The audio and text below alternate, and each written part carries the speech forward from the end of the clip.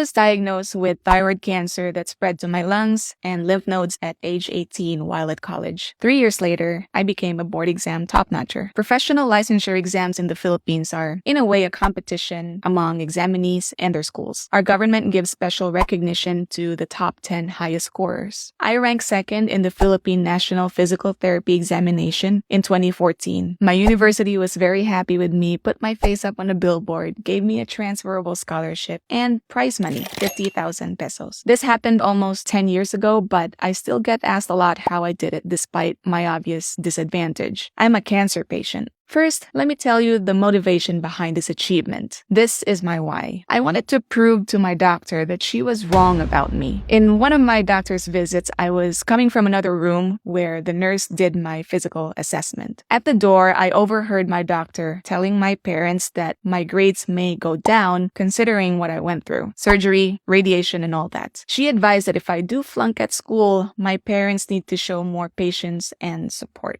She's a great doctor, don't get me wrong, but what she said stuck with me big time. And I did all I can to prevent that from happening. I bring my schoolwork with me each time I'm hospitalized, so I make sure I catch up with the classes I missed. Thank goodness I managed to finish college, but my doctor was right. My grades did decline overall after my cancer diagnosis. And poor old me feared that my doctor's prediction is still going to happen no matter how I try. I imagined losing my mind with time, and worse, fail the board exam, fail myself and my family. I do tend to overthink, but hey, that's my motivation right there. You also have to know that my level of motivation is not the same every day. The truth is, my story is also the source of my discouragement. I really don't feel like winning all the time. The licensure exam was like my second chance at life. I already have a health problem. I can't afford to add another problem on top of that by losing on this one. After college graduation, I had 10 months to prepare for this exam. Lucky me, one of my seniors in college ranked number 4 in her board exam. I thought we came from the same school, same professors, same books. If she can do it, I can at least pass the exam too. It was so kind of her to teach me and my classmates and give us advice. I asked her a lot of questions and took all of the things she said very seriously. She said she wakes up at 5 a.m. to study, so I did that too. She shared many tips, but the most important thing I learned from her is doing practice exams. I required myself to do at least 50 questions daily, except Sundays. Most days, I did more than 50. If my senior said she went over this test bank 3 times, I did it 5 times. If she said she practiced this reviewer twice, I did it 4 times. I worked twice as hard because I told myself I have a deteriorating brain, remember? I was fixed on the thought that I needed more training than most people with normal functioning brains. I attended the same review center as my senior did. While the lectures and other activities helped, I didn't really rely on them much. I focused on the practice exams with repetition and consistency for months. People say, isn't that boring? Yes, it is very boring. But here's my little secret. You gotta handle the boredom. In all honesty, doing these practice exams for me was like my escape from reality. I enjoyed it in a way that it makes me forget how sad and angry I was for having cancer. If my family sees me looking all enthusiastic and excited about school and board exam, then at least they'll think I'm doing okay and they'll have one less problem to worry about. At the time, it seemed like the only thing in my life that I had control over. More than the honor and national recognition, achieving second place in my licensure exam made me believe in myself again for the first time since my cancer diagnosis. Though my medical condition has limited me in many ways, turns out my life isn't really ruined after all. I proved my doctor wrong. My brain still works very well.